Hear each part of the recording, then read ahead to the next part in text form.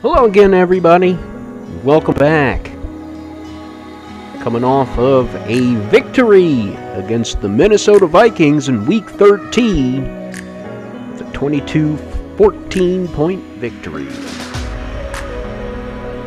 What are we going to go over this week? Well, I don't know if you caught the press conference that we had with Coach Shaq Hennessy after the game, where he's asked about a lot of different things. B.J. Sullivan tweet, did he or did he not step on the field? Has he heard from the NFL about that? And how about Perry Wood? Do we have any information on him? Are there going to be any roster moves? I don't know if you can hear my dog in the background barking her head off. Just decided to do it as soon as I started recording, of course. She is a mix of 3 different breeds: Siberian Husky, Boxer, and Pit Bull. She's a little stubborn at times. Still puppy, just over a year old now.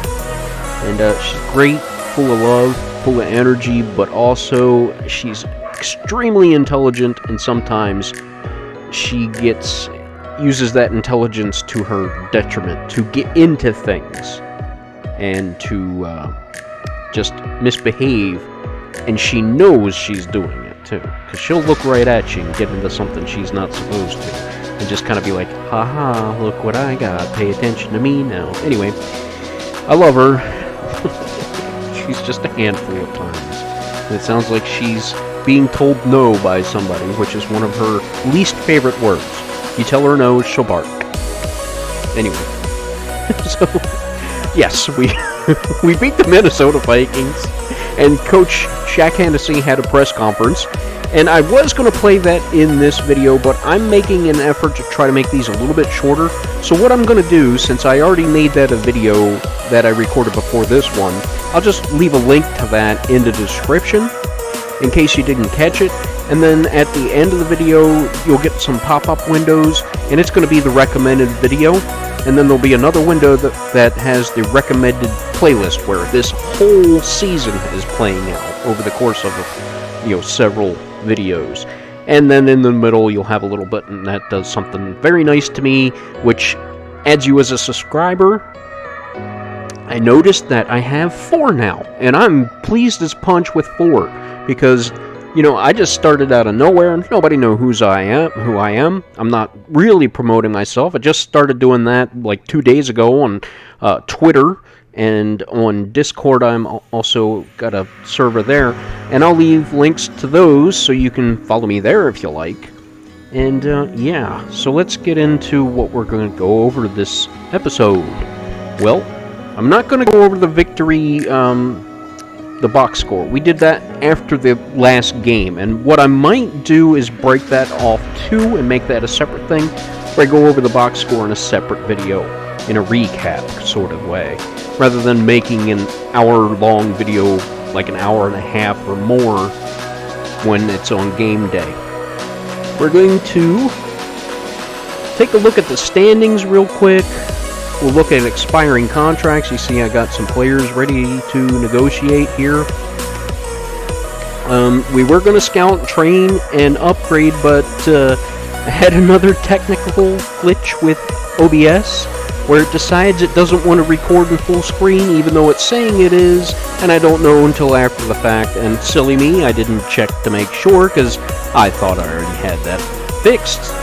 But apparently not, so I already recorded this episode, and it came out in like 3/4 screen view, which wasn't going to help me, and I already did these moves thinking I got it all set, and I saved over that file, and I've already done these training moves, so that's not going to be in this episode.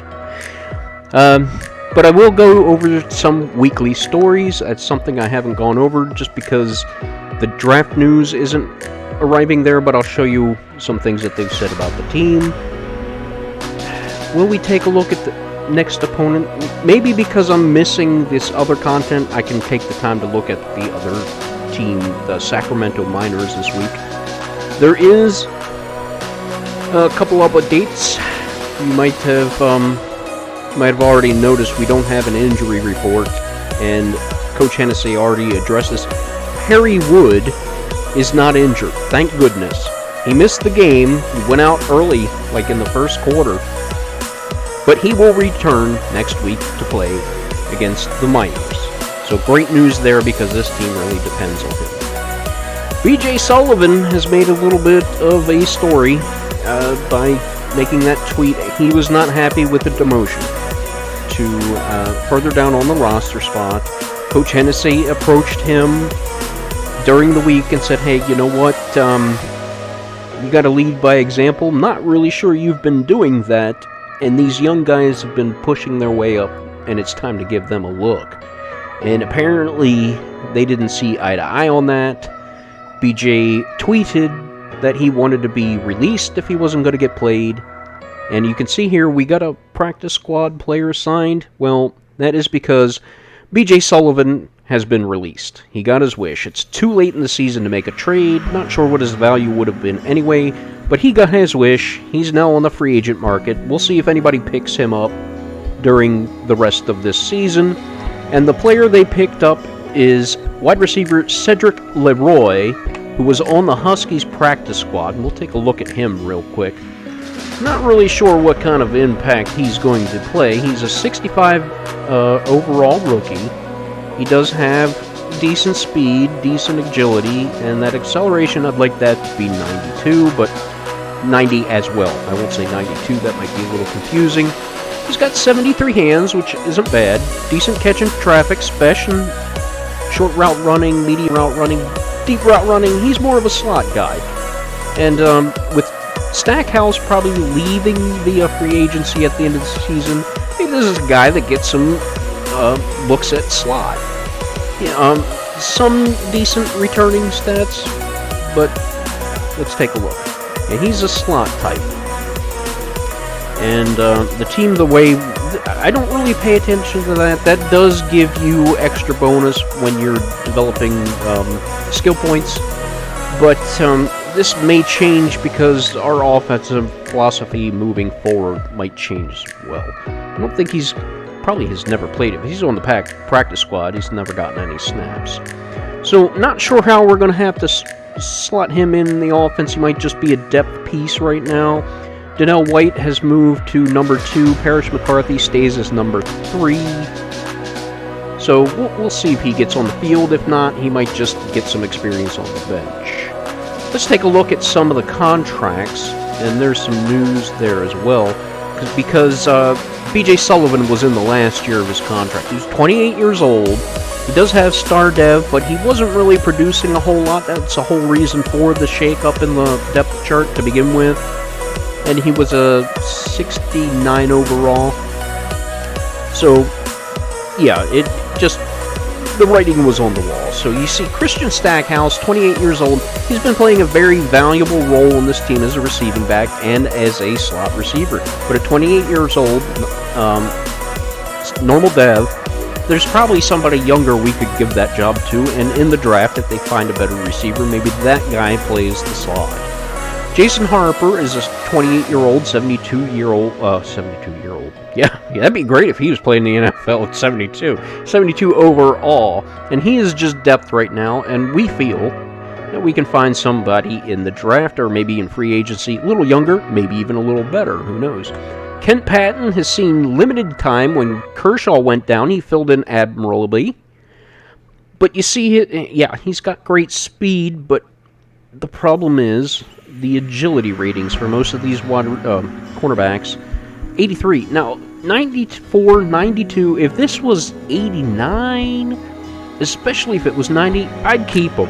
It would be no question about it. But at this stage, at 26 years old, he's starting to slow down in his development, and I just think that's something we can address in free agency or the draft. Jeffrey Madsen is 36 years old, and if he may retire at the end of the season, there is some backstory there that isn't going to be gone into until the end of the season, what was said between him and Coach Hennessy that got him to join this team in the first place. Rennell Battles is in his last year, 31 years old, 68 overall star dev, but he's already way down on the depth chart, and his future is not with this team. Nick Bates, 26 years old, might bring him back on a short-term deal again, depending on what we can do in the draft or free agency, what else is out there. 26 isn't too bad. He's still going to have a few good years of backup. Josh Cantwell, the third string tight end, 27 years old.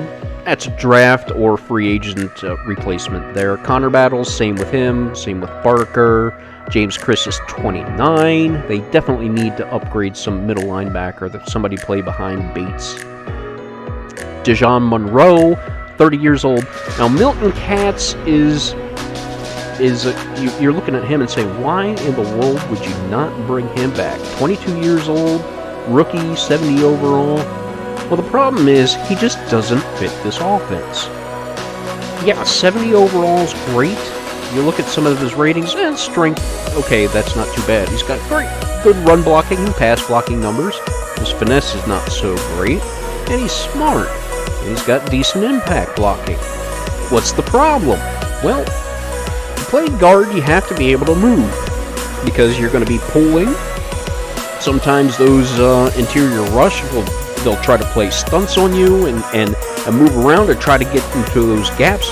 And if you don't have speed and you don't have agility, you're not going to be able to get to the point of attack. And I saw that all preseason long with him when I tried him out as a starter. I wanted to start as many rookies as I could and get him to develop, but he just couldn't get it going.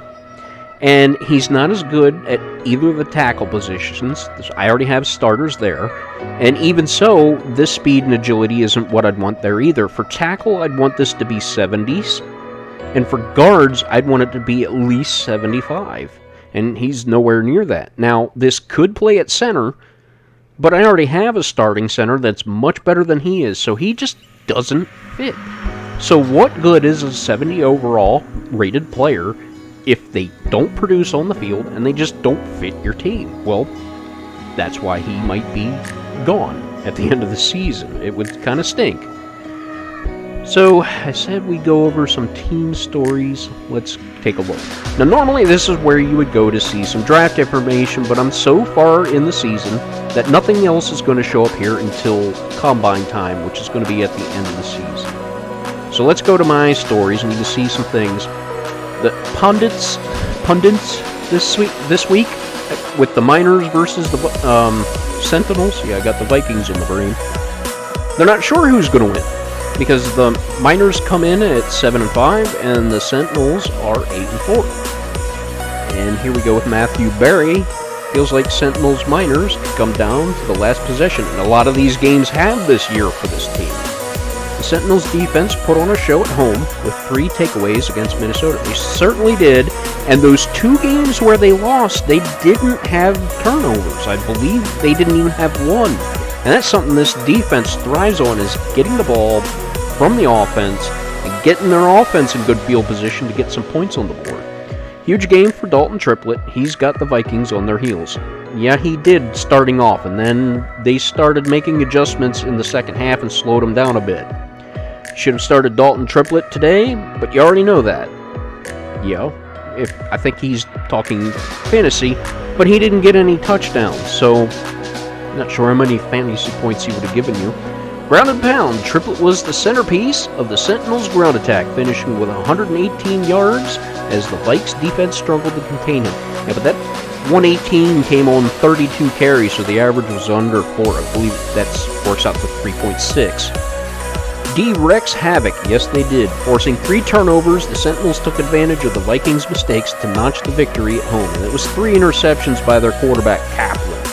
Bates got 1, Witherspoon got 1, and Aaron Kershaw got 1. Dalton Triplett has to be averaging 5 yards a carry in the game. Well, he was until after the half. Like, halfway through the third quarter, he started slowing down a little bit. Maybe he should have gotten subbed out. Who knows? Here comes a quote from Shaq Hennessy after the game. We're taking it one game at a time. All we can do. And that is exactly his approach. Don't look forward and don't look in the rear window. Those losses don't matter today, because today you have a game to play and a game to win. So, those are some stories. Let's take a look at the standings. You can see in the AFC East, Explorers are still at tops at 9-3. Sentinels right behind them at 8-4. And the Bulls and Huskies bringing up the rear at both 500 records, 6-6. So let's go into... let's go by conferences. These records don't mean a whole lot unless you have something to compare them to. So the AFC North, Bulldogs lead their division, 8-4. The Tigers, Celtic Tigers, Tigers, and Egyptians. You can see it there on the screen. In the AFC South, the Voyagers at 8-4. Conquistadors and Bisons still in running at 7-5, and Armadillos are looking up from the bottom. In the AFC East, we already looked at that. Explorers, Sentinels, Bulls, and Huskies. Everybody still has a chance here. Nobody is really out of it. AFC West, the Dreadnoughts, followed closely by the Miners, and we could have an impact on their season. Either way, whether we beat them or we lose to them. And then the Snowhawks and Crusaders are looking up. In the NFC North, it's a mess. The Bears at 6-6 are the best team, and the Black Knights are right behind them, 5-6-1. The Vikings, even though they lost to us, 5-7, still have a chance to win that division. The Lions may not have a shot. Poor Lions. The NFC South, we got the best team in the NFL still at 10-2, the New Orleans Saints. Far behind them are the Buccaneers, the Falcons, and the Panthers. Bucks might get in as a wild card. That's going to be their only shot. In the NFC East, we have the Washington football team and the Eagles tied at 7-5. Then you have the Giants and Cowboys, both at 6-6. Anybody could win this division. In the NFC West, the Seahawks 7-5, Elks and Cardinals at 6-6, and the 49ers at 5-7. And anybody could win that division. Now, the AFC East, where we are, looked like that a couple of weeks ago, but now it's still feasible that anyone could win this division. I'm trying to do the math in my head. We got 4 games left. Yeah, it's possible. There'll be ties, and then tiebreakers would all be involved. Yeah, it all depends. It really all depends. Alright, what else were we going to go over? We did the contracts and all that. Happy horse manure, as they say in my area here in rural county. They say I sound country. I do now, but my normal talking voice, I don't think I sound country. Let's see, what am I? We did the standings. Scouting training. That's not going to happen today because of the technical difficulties. We went over the roster move with B.J. Sullivan, the injury news. Let's take a look at the Miners real quick. I'll just try to keep it quick because I don't want to make a 5-hour-long video. And we already know my team, so let's just take a look at their overalls real quick. I won't break them down so much like I do previously. Let's just take... That's the Vikings. We're looking for the Miners. That's right. I've already played these guys. Let's take a look at what they've got. So they got Damon Winter, veteran, good quarterback, and then we'll take a look at their stats after I just go over the roster. Jerron Hepburn's one of the best in the league at running back. He really is. Not much behind him, though. We got a decent fullback behind him, one with 80 speed, which is what I'd like to get. At wide receiver, he's got Casey Flynn, good target there, great hands. Good backup in Jordan Gales, so backup second string, third string Sean Newton, Rhodes, Jaquan Wild. They're all, well, three tall guys there, some, average guys, size guys. Good hands from their top 4 all have 80 plus hands. That's something you don't see a lot. Got a good tight end in Jerry Caldwell. Good hands, good speed. There's another. Look at that. Look at the athletic ability on him. Not as good hands, but wow. And another all 80s. Good grief. And yeah, another 75 tackle, 74, 71. So they got some good depth here on the offensive line. Barry Levin, 72, 62 Joe McDonald, 74 Brent Harrell, 84 Isaac Charles. There you go. Got some anchors there. 81 Tyrone Davis. Yep. They're looking stout on offense. Christopher Morris, veteran left end. Looks like they play a 3-4 at his side. Or, well, this guy's huge, so it depends on how they deploy their players. Got good finesse moves. Yeah, that's more speed rusher. Yep. Let's see. And Travis Barnhart. Yeah, they got to be playing a 4-3. 73 overall. Got speed. Got good finesse move. Yep. Jared Kilroy. Rashad Kilroy. Joe Parham. Defensive tackle Isaac Capers. 80 overall. Dominic Livingston. JoJo Ewing. So they got a stout defensive line. Linebacker. Eric Judge. Speedy. Look at that awareness. Wow. P3 tackling. He's got finesse moves. Good pursuit. Tim Gentry. Looks like a Superstar X with that momentum shift ability. At a 70 overall at 34 years old. Looks like he's slowing down a little bit. Ricardo Proctor, Sears, nothing much in behind him. 87, Jadarius Edwards. He's Superstar X with that Zone Hawk ability, so they got a great coverage linebacker. 87, great speed and acceleration. Agility 2, yep, 87 zone cover. Wow. Taj Boswell, 88 overall. He's got great numbers. 98 zone coverage. Holy Toledo. Kirby King, 84 overall with 83 man coverage. Then not much to go after that, but my goodness, what a tandem of corners there. Ralph Pierce and Alton Cross. Got some speed, but not much else. Let's see, is he got good zone coverage.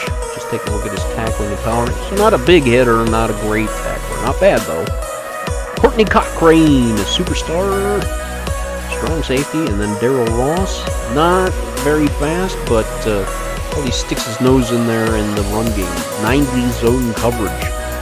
Take a look at the kicker. Kruger, 88-74. Now, we saw another guy. It was Bobby Wilson, who had like at 87 and 73. Was nearly perfect on the season in his kicking, which confounded me to no end, considering Wes McGuire can't buy a kick from 50 plus. Jeff Cummins, decent leg, not great accuracy. Okay, let's take a look at their stats overall real quick. We already know our guys pretty well. Let's go over the minors. So you can see Damon Winter, he's near the tops in touchdowns with 28. That's up near the very top, if not the top guy in the league. And you can see Kiefer Byrne is below him, probably about 15 or 16. In the rushing, yeah, Hepburn is right there with Dalton Triplett as far as yardage. He's got more touchdowns with 7, and one of the best in the game, no question about it. Receiving wise, Casey Flynn, Gales, Newton, and they just attack you from everywhere with all of their really talented receivers. Oh wow, there's Shaquille. Okay, he's a backup. I was about to say, he does not play very many snaps to give up no sacks there. Holy moly. But the right tackle, right guard's only let up 2. Tyrone Davis, 4, 5, 6. Left tackle, we might have something there against Bryson Elliott. Their defense, who is the king? Kirby King is the king, apparently. Edwards, Hickson, Cochrane. Let's see who's getting in the backfield. Christopher Morris, Isaac Capers, Eric Judge, Travis Barnhart. Yeah, all the guys you'd expect. Sacks, Christopher Morris leads the way, but there's a lot of guys in the mix with, a handful. Livingston, Barnhart, Judge, Capers, Edwards, Gentry. Interceptions. Courtney Cochrane, their strong safety, with 3. And then a whole host. A defensive end with an interception. Judge has one. Jadarius Edwards, the 2 middle linebackers. Gentry, Sears, Kirby King, another middle linebacker. Boswell, free safety, and strong safety. So they get a lot of interceptions, just not from everywhere on the field. Deflections-wise, Boswell, Cochran, King. Let's Let's see. Forced fumbles, quite a bit. Boswell, King, Morris, covered. Let's see. Blocks, no safeties, defensive touchdowns, 1 Morris. Okay, let's see how the kicker's doing. Well, he's missed an extra point at least. He's missed 2 of them. Yeah, this is what I expect from a guy with those ratings. 12 of 19, a 63% kicker. Maybe better than 63. But he's made one from 54. How? He's got no leg power. So he's 2 for 4 from 29 and in. That's not good. He's perfect from 39 and in. Perfect from 49 and in. And then 50%, which is better than Wes McGuire at 50. At 50 and above. Punting, yeah, this guy, he's not that good because the average punt at the tops is like over 50 and net is about 50 as well. He had one blocked inside that 20 is only 8. As you know, Spencer Parsons, he's up to about 20 now. Kick return, pretty middle of the road there for these two guys as far as average and long. Punt returning, Jimmy Aldridge, 7.7 is pretty good for this season series that we're doing. That's pretty good numbers. So there's the Miners. Talented offense, talented on defense as well. It's going to be a real tough game. Let's go ahead and check out these messages for the breakout. Offensive coordinator, what's he want to talk about? Jadarius Edwards. Coach, tell me we got a plan for Jadarius Edwards this week. I've been losing sleep over the guy. His instincts are off the charts seriously. He might be their best cover guy. Flat zones, hook zones, deep drop in the Tampa 2. It's like they have a giant cornerback out there. What are we going to do? We're going to slow him down. I don't usually go with neutralize because usually that doesn't pan out too well. Well, we'll do what we can against him, but I agree. Edwards is a monster, and all we can do is slow him down. We can't afford to lose sight of him this week. You think we've got a handle on him, and all of a sudden, he's jarred the ball loose or he's intercepted a pass. We need to keep our eyes open. So what's the goal? Give him 1 or less turnovers, or beat the team. So those are the 2 goals.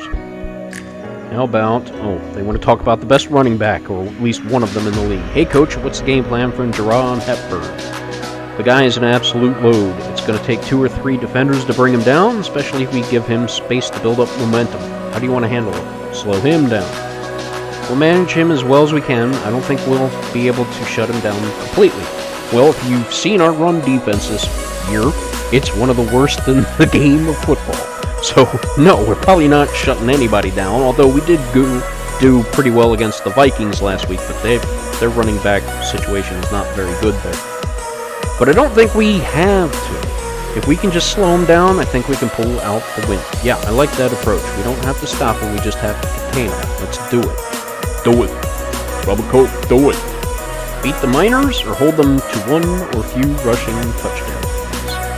And we have a chance for a breakout player. Now, I don't recognize the guy from his face alone, so let's see who has the opportunity. It's Donnell White, who just recently got promoted to the number 2 receiver and had a pretty decent game because he had to step up when Perry Wood went down. Really appreciate how you involved me in the game plan last week. I know I'm not the best receiver on the team, but I really feel like I could be if I had the opportunity, you know?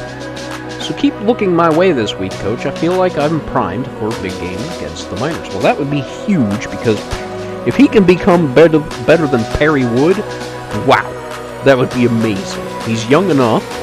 Hit Donnell White 2 touchdowns or 100 yards receiving and rushing combined. So 2+ touchdowns for 100 combo yards. And since we don't do jet sweeps or anything like that, I don't think he'll get any rushing yards, but who knows? Maybe on one of those little short yardage passes out of the back. So I think I've covered everything I wanted to do this week on this episode, and then we're just going to go ahead and go with the game in the next one. I was going to break this up in 2 videos until that technical glitch happened, and this one might be running a little bit longer than I want. But I'm going to try to get these intermediate ones to about 15 minutes a piece, and just break up the information a little bit less at a time, as opposed to just constant hour, 45-minute long videos. So I want to thanks again to all the subs. Thank you, thank you, thank you. I really appreciate it. And yeah, if you like what I'm doing here, I would love to hear from you. That's how I know. I mean, I guess if you're constantly coming back and viewing, that would be the way I would know too. But likes, as you know, help analytics and helps get this promoted. So get my voice out there to more people who might also like me but don't know who I am or that I'm here yet, because the name's just not getting out there yet. So I appreciate everything you guys are doing. I appreciate you sticking with me as I struggle through this whole YouTube thing and being a content creator. I've never done this before. I never even thought it was possible, but I'm getting better, I hope. Thanks again. You're going to see some windows pop up. I'm going to have one that leads to the interview with Hennessy, and I'm going to put the post-game link in the description below. And my Twitter and my Discord where you can reach me. A couple other helpful and interesting links in my description too to check those places out. And yeah, I think that's going to do it. Let's get ready for a game, right? All right. Be well, everybody. Hope you're having a great day, and we'll see you next time when the Sacramento Miners come to town to play our Orlando Sentinels. Be well. Be happy. Drink Pepsi. I am not in any way affiliated with Pepsi, and they do not sponsor me. For all those legal people out there.